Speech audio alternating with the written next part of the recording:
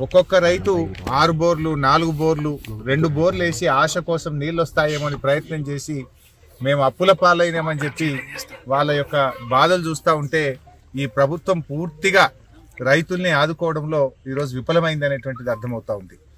ముఖ్యంగా రాష్ట్ర ప్రభుత్వం గోదావరి నదిలో నీళ్లున్నా కూడా దేవాదుల ద్వారా నీళ్లు పంపింగ్ చేసి రైతులకు నీళ్లు ఇవ్వడంలో ఇవాళ పూర్తిగా వైఫల్యం చెందింది. ఇవాళ వాళ్ళు 6 గ్యారంటీల్లో రైతుల కోసం చెప్పిన ఏ ఒక్క హామీ కూడా కాంగ్రెస్ పార్టీ అమలు చేయలేదు. ఆనాడేమో ఎలక్షన్ ప్రచారంలో అరచేతిలో వైకుంఠం చూపించిన కాంగ్రెస్ అధికారంలోకి వచ్చిన తర్వాత రైతులకు మాత్రం మొండి చేయి చూపించింది. డిసెంబర్ 9వ తారీఖునే 2 లక్షల రూపాయల రుణమాఫీ చేస్తామన్నారు. ఇవాళకి 100 రోజులు దాటింది. బాండ్ పేపర్లు రాసిచ్చిండ్రు, నోటరీ డాక్యుమెంట్లు తెచ్చి ప్రజల్ని నమ్మిచ్చిండ్రు, మోసం చేసింది. ఇవాళ ఆ రోజేమో బాండ్ పేపర్లలో ఇంటింటికి తెచ్చి ఇగో మేము ఎక్కంగానే మొదలే 2 లక్షలు మాఫీ చేస్తామన్నారు.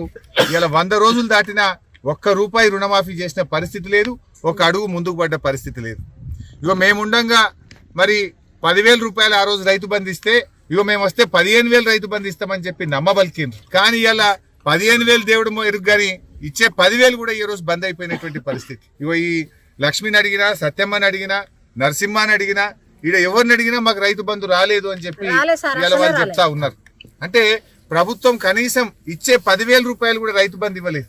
ఒకవైపు రైతు బంధు రాలేదు, ఇంకొక వైపు నీళ్లు వస్తలేవు, కొత్తగా బోర్లు వేసి ఇలా రైతులందరూ అప్పుల పాలైనటువంటి పరిస్థితి ఉంది. అంటే ఇలా కాంగ్రెస్ పార్టీ 2 లక్షల రుణమాఫీ చేస్తామని మోసం చేసింది, 15,000 రైతు బంధు ఇస్తామని మోసం చేసిండ్రు, వడ్లకు 500 రూపాయల బోనస్ ఇస్తామని మోసం చేసిండ్రు, వ్యవసాయ కూలీలకు 12,000 ఇస్తామని మోసం చేసిండ్రు, 15,000 రైతు బంధు మోసం చేసిండ్రు. కౌలు రైతులకు కూడా మేము రైతు బంధు ఇస్తామన్నారు, వాళ్ళను కూడా మోసం చేసిండ్రు. అంటే కాంగ్రెస్ పార్టీ 100 రోజుల్లో అమలు చేస్తామన్న 6 గ్యారంటీల్లో పెట్టిన ఏ ఒక్క హామీ కూడా రైతుల విషయంలో అమలు చేయకుండా ఈ హస్తం పార్టీ రైతులకు మొండి చేయి చూపించింది అనేది మాత్రం ఇవాళ స్పష్టమైతా ఉంది. ఇలా కాంగ్రెస్ వచ్చిన ఈ 100 రోజుల్లో 180 మంది రైతులు ఇలా ఆత్మహత్యలు చేసుకున్నారు ఈ రాష్ట్రంలో. కేసీఆర్ హయాంలో రైతులందరూ కూడా సంతోషంగా ఉన్నారు.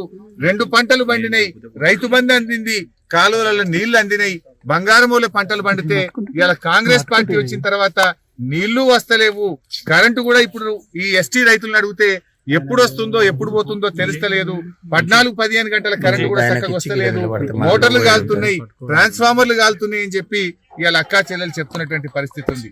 అంటే ఈ కాంగ్రెస్ పార్టీ వచ్చిన తర్వాత ఇవాళ రైతుల కష్టాలు పెరిగినాయి. కేసీఆర్ రైతు బిడ్డ గనక ఆయన ప్రతి నిమిషం రైతుల కోసం దండలాడిండు, సకాలంలో ఎరువులు ఇప్పించిండు, విత్తనాలు ఇప్పించిండు, కరెంట్ ఇప్పించిండు, కాలువ నీళ్లు ఇచ్చిండు, రైతు బంధు ఇచ్చిండు, రైతు బీమా ఇచ్చిండు, ఇచ్చిన మాట నిలబెట్టిండు కేసీఆర్.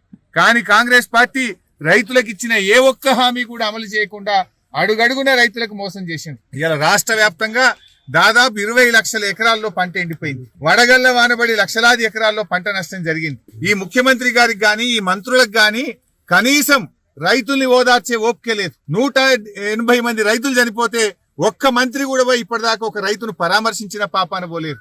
ముఖ్యమంత్రి ఏమో ప్రతిపక్ష నాయకుల ఇళ్లకు పోయి పార్టీలకు తెచ్చుకున్నానికి ఆయనకు టైం దొరుకుతా ఉంది.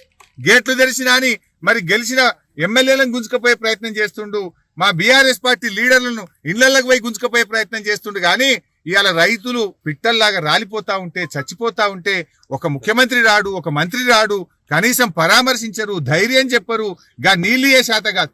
నేను మొన్న ఎప్పుడో చెప్పినా, మేము గేట్లు తెరిస్తే అందరు మా పార్టీలో చేస్తారు. నువ్వు తెరవాల్సింది గేట్లు రాజకీయ పార్టీల కోసం కాదు, ప్రాజెక్టుల గేట్లు తెరువు, రైతుల పొలాలు కాపాడు, రైతులకు నీళ్లు ముఖ్యమంత్రి అంటే ఆయన చీమ గుట్టినట్టు కూడా లేదు. ఆయన నీళ్లిచ్చి ఇలా పంటలు కాపాడాలి. ఇలా ఈ ప్రభుత్వం తక్షణమే స్పందించి రైతులకు ఎకరానికి 25,000 రూపాయల నష్టపరిహారం ఇవ్వాలి. ఎక్కడైతే ప్రభుత్వ వైఫల్యం వల్ల, ప్రభుత్వమే పట్టించుకోకపోవడం వల్ల రైతులకు నష్టం జరిగిందో ఎకరానికి 25,000 రూపాయలు ఇచ్చి రైతుల్ని కాపాడాలి. తక్షణమే ప్రభుత్వం స్పందించాలి. అదర్వైజ్ ఏమైందంటే వాళ్ళు ఆత్మస్థైర్యం కోల్పోతా ఉన్నారు, ఆత్మహత్యలు చేసుకుంటా ఉన్నారు.